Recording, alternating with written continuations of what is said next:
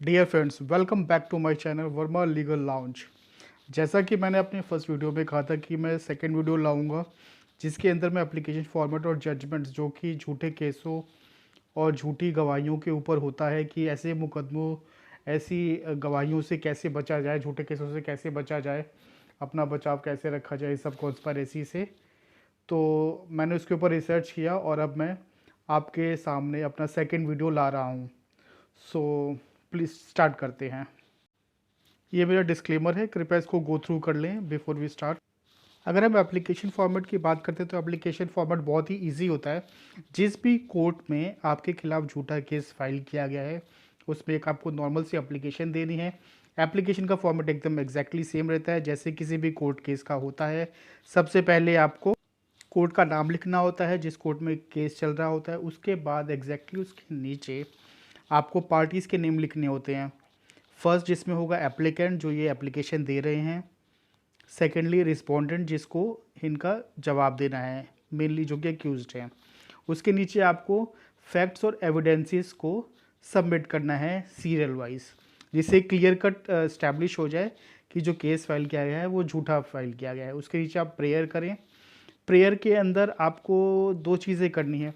First of all आपको ये case को ख़त्म करने की रिक्वेस्ट करनी है। सेकेंडली आपके खिलाफ जिसने केस फाइल किया है उसके अगेंस्ट में आपको कानूनी कार्रवाई करने की रिक्वेस्ट करनी है, मतलब प्रेयर करनी है।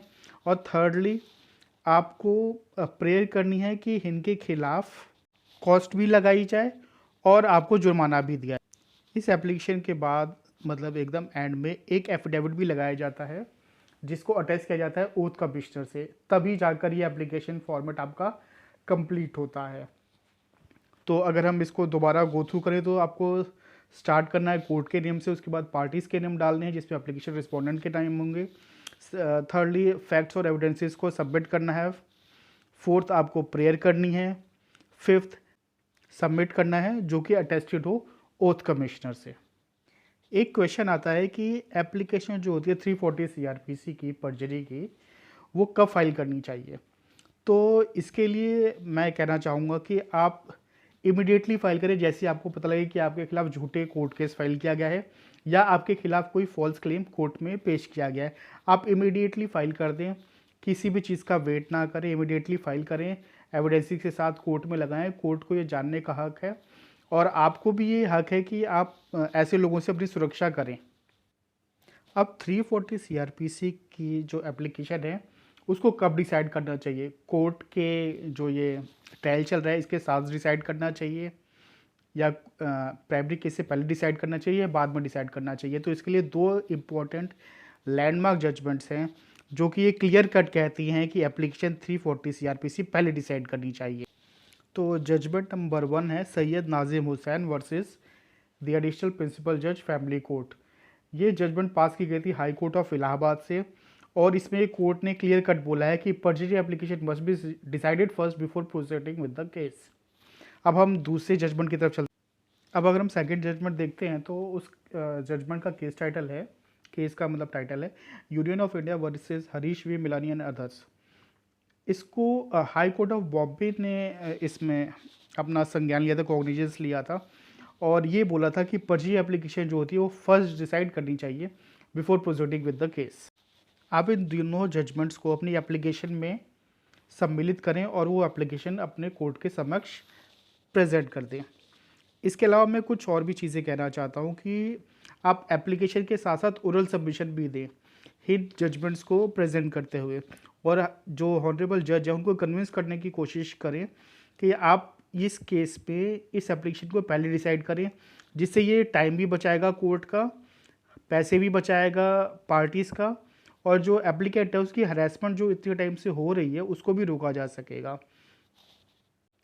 प्लस अगर इस एप्लीकेशन को पहले सुना जाएगा तो ये हमारी सोसाइटी में एक लेसन भी प्रेजेंट करेगा कि जिस आदमी का भी, जिस पर्सन का भी जिसने जो उसको स्टर्न मैनर में डील किया गया है। कोर्ट ने भी बोला है कि a person whose case is based on falsehood has no right to approach the court and he is not entitled to be heard on merits and he can be thrown out at any stage of litigation. मतलब litigation के किसी भी stage पर अगर आप ये साबित करने में कामयाब हो गए कि जो केस है ये झूठा है, तो जो ऑनरेबल सुप्रीम कोर्ट ने बहुत सारी जजमेंट्स में ये लिखा हुआ है, इस केस को इमीडिएटली बंद कर दिया जाएगा और उसके खिलाफ, जिससे झूठा केस फाइल किया उसके खिलाफ कानूनी कार्रवाई की जाएगी। इसलिए आप डरे नहीं, आगे बढ़ें। चलिए अब हम जजमेंट्स की तरफ चलते हैं। कुछ लैंडमार्क जजमेंट्स को मैंने अपने इस वीडियो में प्रेजेंट किया है। फर्स्ट जजमेंट है मोहन सिंह वर्सेस अमर सिंह। ये 1998 का केस था। इसके अंदर कोर्ट ने बोला कि जो फॉल्स एफिडेविट कोर्ट में फाइल किए जाते हैं उसकी टेंडेंसी बन जाती है कि मतलब वो जो है जस्टिस का जो फ्लो होता है उसको रोक देता है, ऑब्स्ट्रक्ट कर देता है। अगर हम लाइन टू लाइन कोर्ट की भाषा में बोलें तो कोर्ट ने बोला कि filing of false affidavit in a court of law has the tendency of causing obstruction in the due course of justice. It undermines and obstructs free flow of unsoiled stream of justice and aims at striking a blow at the rule of law. जो next judgement है ये भी बहुत important judgement है। इस judgement का case title है चंद्रशशि versus Anil Kumar Verma. 1995 का केस है। इसमें ऑनरेबल सुप्रीम कोर्ट ने कहा था कि stream of administration of justice has to be remain unpolluted so that purity of court's atmosphere may give vitality to all the organs of the state. It was held that the polluters of the judicial firmament are therefore required to be well taken care of to maintain the sublimity of court's environment so as to enable it to administer justice fairly.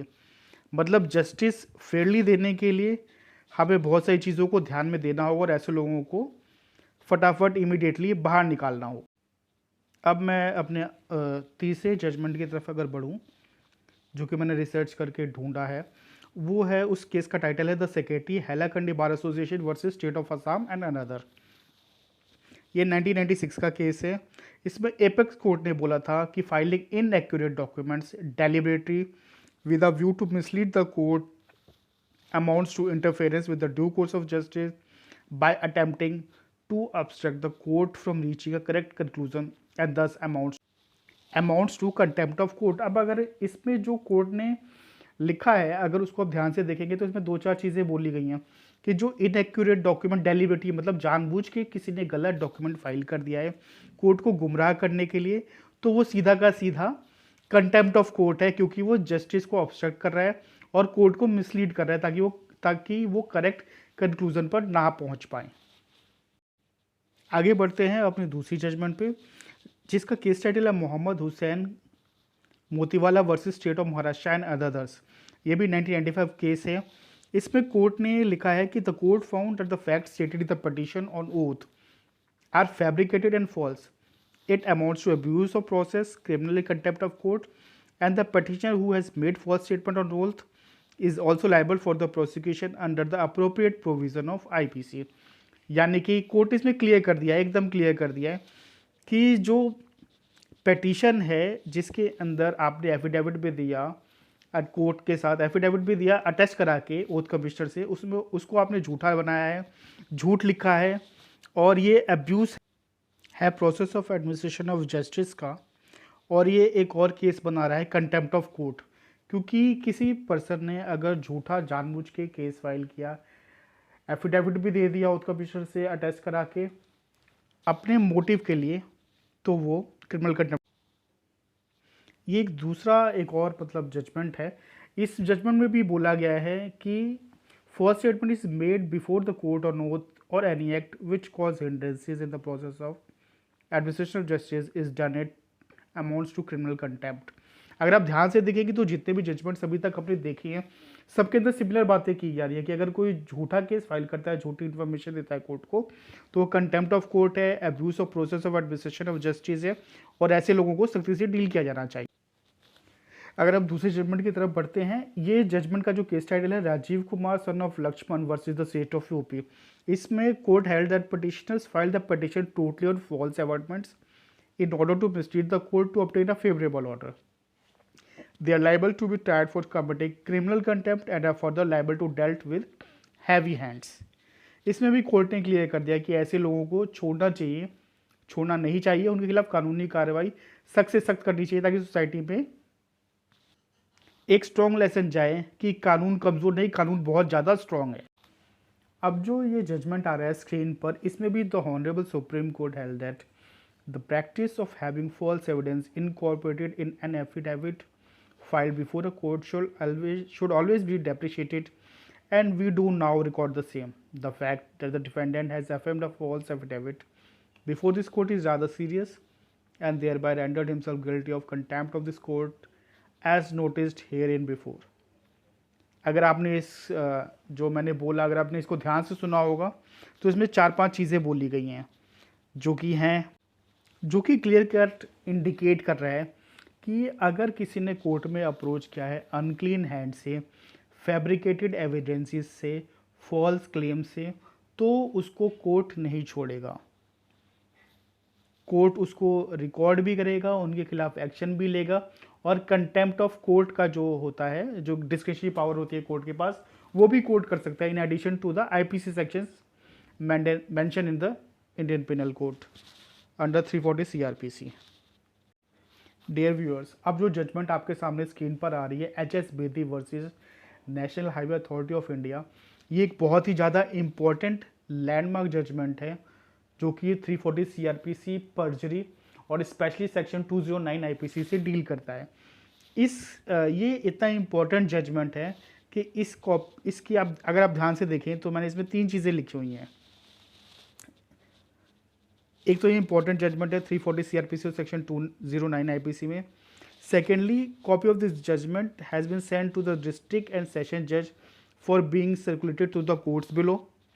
Thirdly, copy of this judgment be also sent to Delhi Judicial Academy. The Delhi Judicial Academy shall sensitize the judges with respect to scope of section 209 of the Indian Penal Code. मतलब court ने specially इस particular judgement को district and session जज में भेजा ताकि वो अपने जितने भी कोर्ट्स हैं उनके अंडर में उन सबको ये दे, प्लस दिल्ली जुडिशल एकेडमी जहाँ ऑनरेबल जजेस का जो रिक्रूटमेंट होता है, उनको जो ट्रेनिंग दी जाती है, वहाँ पर भी इसकी कॉपी भेजी है। इससे क्लियर होता है कि जो इंडियन जुडिशियल सिस्टम है वो कितना खफा है, कितना गुस्सा है, और चाहता है कि जो लोग ऐसे false evidences, false cases, deliberatory false complaints वगैरह कोर्ट में फाइल कर देते हैं, उनके खिलाफ सख्त से सख्त कानूनी कार्रवाई की जाए।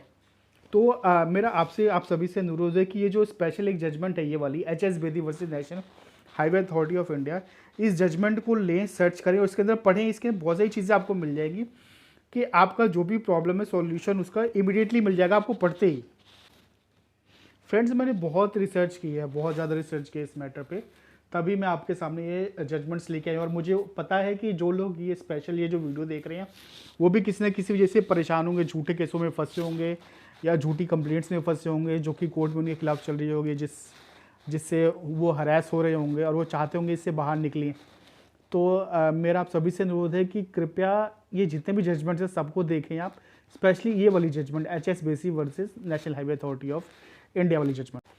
देखिए, एक आम इंसान जो होता है ना, वो कोर्ट नहीं जाना चाहता, ये तो क्लियर कट है, सभी को पता है। कोई भी कोर्ट के चक्करों में नहीं फंसना चाहता। लेकिन अगर कोई आपको झूठा फंसा दे कोर्ट में तो आप क्या करेंगे?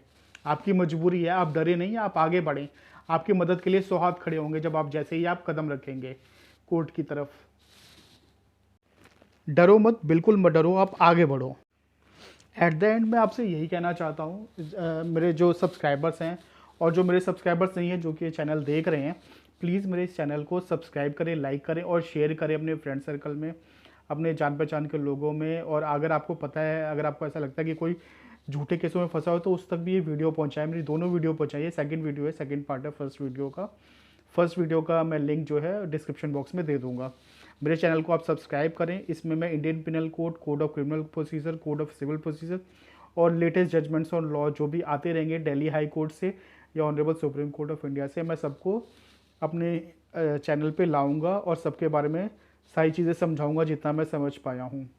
और फ्रेंड्स, ये वीडियो थोड़ा लंबा हो गया, उसके लिए मुझे माफ़ कीजिएगा, लेकिन ये सारी चीज़ें जानना बहुत ज़रूरी था। इसमें जो जजमेंट्स है बहुत इंपॉर्टेंट लैंडमार्क जजमेंट्स है सेक्शन 340 सीआरपीसी से, जो कि पर्जरी, झूठी चीज़ें, झूठे मुकदमे, झूठे गवाहों से, झूठे क्लेमों से लड़ता है। सो फ्रेंड्स, मैं आप सभी से रिक्वेस्ट करूँगा प्लीज़ मेरे चैनल को सब्सक्राइब करें और अंत में मैं ये भी कहना चाहता हूँ कि जो कानून की शक्ति है सर्वोपरि शक्ति है, सबसे पावरफुल शक्ति होती है। इस चैनल को सब्सक्राइब करें ताकि भारतीय कानून में, इंडियन लॉ में होने वाली हर एक अपडेट आपको मिलती रहे। So stay tuned for more updates. Thank you, thanks a lot for watching my channel. Thank you very much, thanks a lot, bye.